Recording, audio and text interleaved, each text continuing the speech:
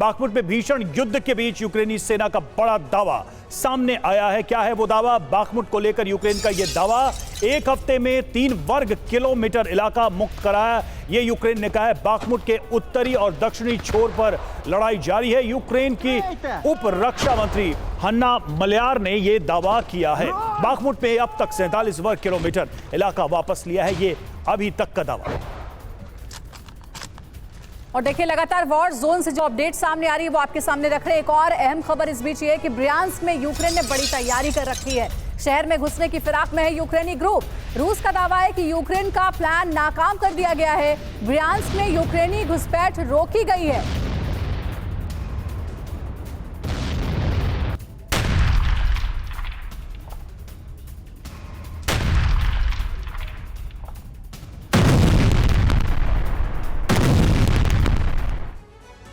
वहीं दूसरी तरफ मॉस्को में फिर से ड्रोन हमला। जी हां, कलुगा में ड्रोन से अटैक हुआ है। रूस का दावा, कई ड्रोन से हमला किया गया। यूक्रेन के सभी ड्रोन्स मार गिराए हैं, यह रूस ने दावा किया। यानी कोशिश तो थी हमले की, लेकिन इन ड्रोन्स को मार गिराया गया है। कलुगा में इन ड्रोन्स के जरिए अटैक की पूरी योजना।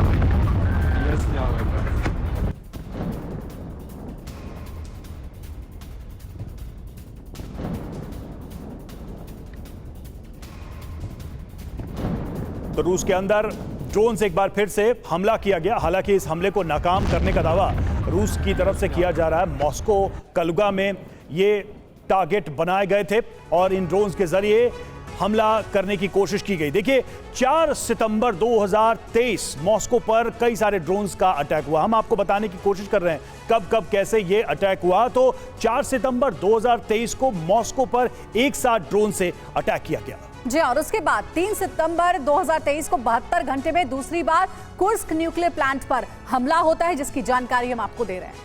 उसके पहले देखिए, 1 सितंबर 2023 को कुर्स्क में रूस के न्यूक्लियर प्लांट पर यह ड्रोन से हमला किया गया। वहां पर एक बड़ी कोशिश की गई विनाश की। और सिर्फ इतना ही नहीं, बल्कि 1 सितंबर और 30 अगस्त 2023 को स्कोव मिलिट्री एयरबेस पर भी ड्रोन से अटैक हुआ और 1 सितंबर 2023 को मॉस्को पर एक साथ कई ड्रोन से हमला किया गया है। सिर्फ अगस्त की बात करें तो इस महीने में 11 बार ड्रोन से हमला किया गया, ड्रोन अटैक की कोशिश की गई। और यह बताने के लिए काफी है कि किस तरीके से कंसिस्टेंट ड्रोन अटैक इस वक्त रूस पे, मॉस्को पे हो रहा है। जेके त्रिपाठी सर भी हमारे साथ स्टूडियो में बने हुए हैं। त्रिपाठी सर, अब अहम सवाल इसमें यह है कि क्या विंटर से पहले इस वॉर को कंक्लूड करने की कोशिश की जा रही है दोनों तरफ से? क्योंकि यूक्रेन रुक तो नहीं रहा है और उसके बदले में जो काउंटर अटैक है रूस का, वो बढ़ता ही जा रहा है। देखिए, यूक्रेन झुक नहीं रहा है, काउंटर अटैक वो कर रहा है, ये बात सही है। लेकिन ये बात भी उतनी ही सही है कि नाटो भी अब एक तरह से परेशान हो चुका है कि नाटो से के द्वारा इतने हथियार, सैनिक सामग्री वगैरह दिए जाने के बावजूद अभी भी यूक्रेन की ओर से कोई टेंजिबल विक्ट्री नहीं नज़र आ रही है।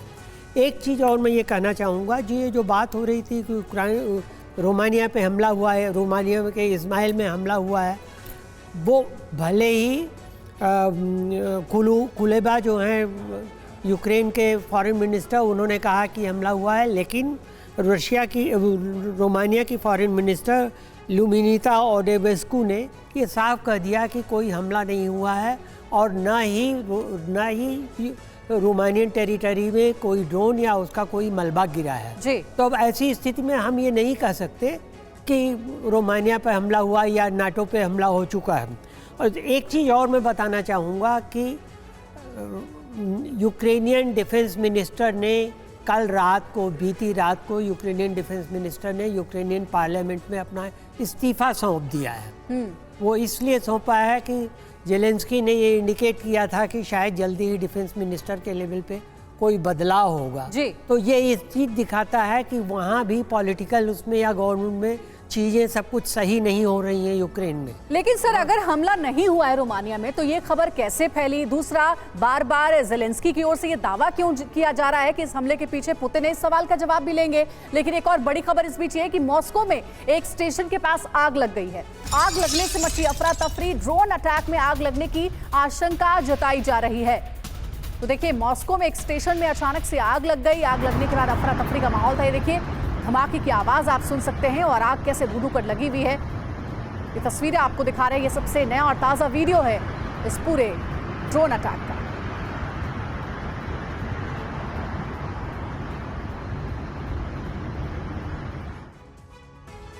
और वहीं कुपियांस्क में यूक्रेन का ड्रोन अटैक, रूस का दावा 3 ड्रोन्स मार गिराए, मॉस्को की तरफ जा रहे थे तीनों ड्रोन्स, ये रूस ने दावा किया है, लेकिन इन ड्रोन्स को रास्ते में ही मार गिराया गया।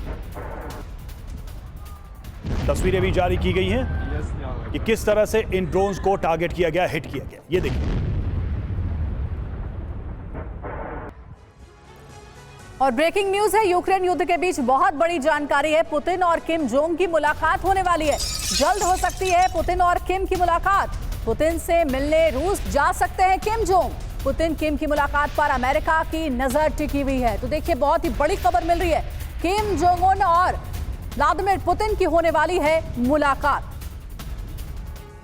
बिल्कुल, इस मुलाकात पर पूरी दुनिया की निगाहें हैं। पुतिन किम की मुलाकात महाविध्वंस की क्या ये है एक बिसात, समझना होगा हमें इसमें इसके जो बड़े बिंदु हैं वो क्या हैं। तो पुतिन किम की मुलाकात में हथियारों को लेकर बातचीत हो सकती है अंजलि, और ये सबसे बड़ी डील हो सकती है। जी हाँ, नॉर्थ कोरिया से हथियार सप्लाई पर सहमति बन सकती है जब दोनों ही राष्ट्राध्यक्षों की मुलाकात होगी, ये जानकारी मिल रही है। मुलाकात के बाद वेपन सप्लाई शुरू कर सकता है नॉर्थ कोरिया, और ये ऐसे समय में जब टेंशन हाई है। जी हाँ, यूक्रेन युद्ध को लेकर पुतिन और किम के बीच कई अहम पॉइंट्स पर बातचीत भी होने वाली है। पुतिन किम की मुलाकात पर अमेरिका पश्चिमी देशों की कड़ी नजर होगी, क्योंकि पश्चिमी देशों की आंख में दोनों बराबर खटकते हैं, और अगर कोई ऐसे हथियारों की डील होती है तो निश्चित तौर पर पश्चिमी देशों का भी रिएक्शन क्या होगा, इस पर भी नजर आएगी। सोई सर, ये एक बड़ी ही डिफरेंट सिचुएशन है, मतलब किम को इस वॉर सिचुएशन में इन्वॉल्व करना, वहां से वेपन्स लेना, ये क्या रणनीति दिखाई देती है? क्या इस वॉर को एक्सटेंड करके किसी और पेनिनसुला में भी उस टेंशन को भेजने की कोशिश है? नहीं, ऐसा है कि बिल्कुल जो ये बात जो गठबंधन हम देखते आ रहे हैं कि ईरान हो गया, नॉर्थ कोरिया हो गया, रशिया हो गया, हालांकि चाइना पूरी तरह खुल के साथ नहीं है, लेकिन नॉर्थ कोरिया और ईरान बिल्कुल खुल के रशिया के साथ हैं। और हम देख रहे हैं किस प्रकार से ईरान के सप्लाई किए हुए ड्रोन्स रशिया इस्तेमाल कर रहा है, और आज 1.5 साल से ज़्यादा समय हो गया है।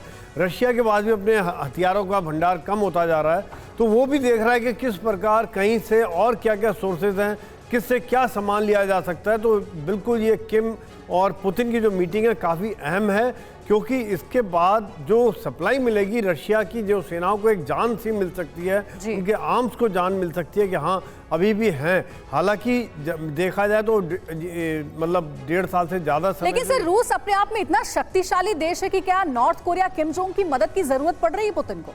नहीं, बिल्कुल, आप देखिए ईरान से मदद ले रहे हैं, ईरान से ड्रोन ले रहे हैं, तो कहीं ना कहीं कई टेक्नोलॉजी ऐसी होती है, कई वेपन सिस्टम ऐसे होते हैं जो उनसे लें। और वाकई में जिस प्रकार से आज डिस्ट्रक्शन हो रहा है, हथियारों की जो जंग आज काफ़ी भीषण मोड़ ले चुकी है, और लगातार यूक्रेन रशिया के अंदर घुस कर हमले कर रहा है, उनके एयरपोर्ट्स पर अटैक कर रहा है, उनके एम्यूनिशन के डंप्स पर अटैक कर रहा है, तो ये जो बात है अभी रशिया को चुभने लगा। और वाकई में ये जो मीटिंग है इस पे यही कारण है कि सर आप कह रहे हैं कि वॉर सिचुएशन में अब पुतिन को भी मदद की जरूरत पड़ने लगी है, इसलिए दूसरे देशों के राष्ट्राध्यक्षों के साथ उनकी मीटिंग्स भी हो रही है, और इसी कड़ी में किम जोंग के साथ मुलाकात को भी देखा जा सकता है।